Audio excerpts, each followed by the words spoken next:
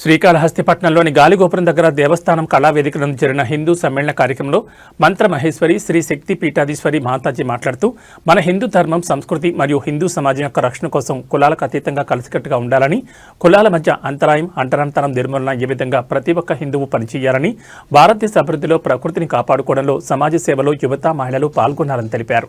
హిందూ సమ్మేళనం కార్యక్రమంలో పాల్గొన్న ప్రతి ఒక్క హిందూ బంధువుకి హృదయపూర్వక ధన్యవాదాలు తెలిపారు. ఈ కార్యక్రమంలో బీజేపీ రాష్ట్ర ఉపాధ్యక్షులు కోలా ఆనంద్, రాష్ట్రీయ స్వయం సేవక్ సంఘ్ చంద్రప్ప, కొండేటి గోపాల్, హరి, గంగాధర్, సాగర్, అమర్నాథ్ తదితరులు పాల్గొన్నారు.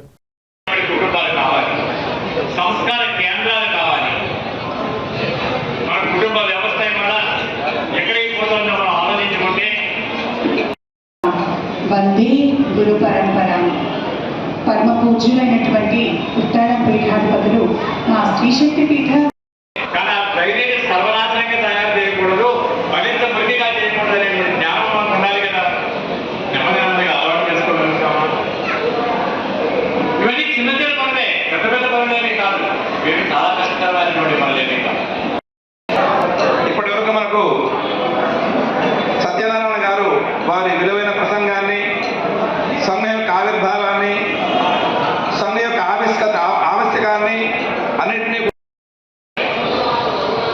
ఎక్కడికి పోతుంది మన సమాజం.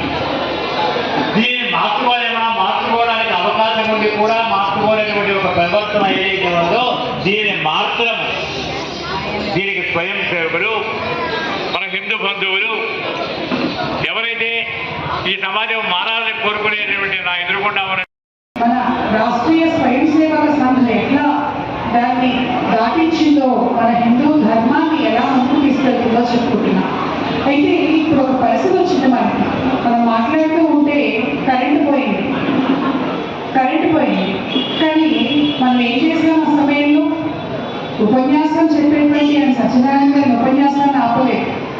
ఆ సమయాన్ని మనం సద్వినియోగపరుచుకున్నాం. ఎలా? దేవతా నామాన్ని స్మరించుకున్నాం.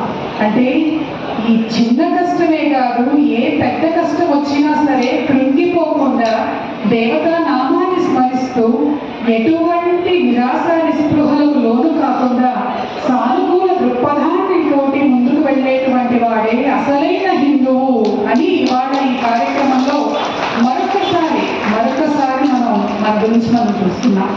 ఎందుకంటే 1 గంట దాటింది, ఆకలేసే సమయం, అమ్మయ్య కరెంటు పోయింది కదా, వెళ్ళిపో.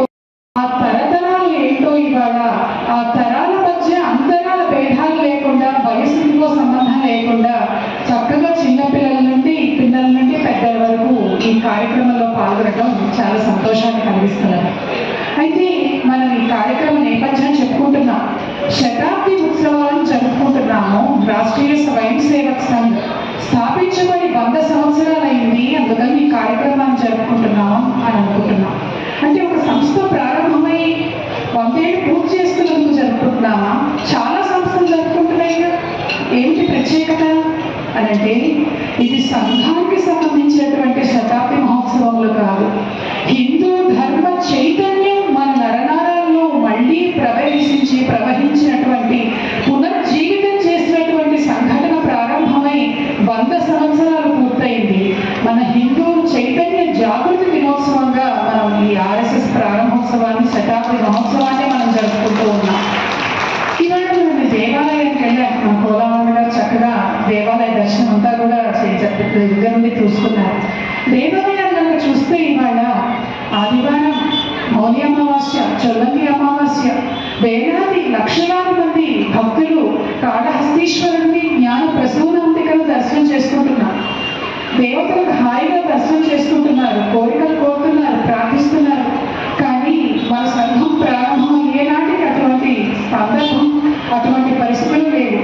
హిందువుని అని చెప్పుకోవడానికి కూడా భయపడేటువంటి సమయం, హిందూ దేవాలయాలకు వెళ్ళాలంటే భయపడేటువంటి సమయం, హిందూ నామాన్ని స్మరించాలంటే భయపడేటువంటి సమయం ఎలా వచ్చింది? ఎవరి ద్వారా వచ్చింది అని అంటే, ఎవరి ద్వారా వచ్చింది?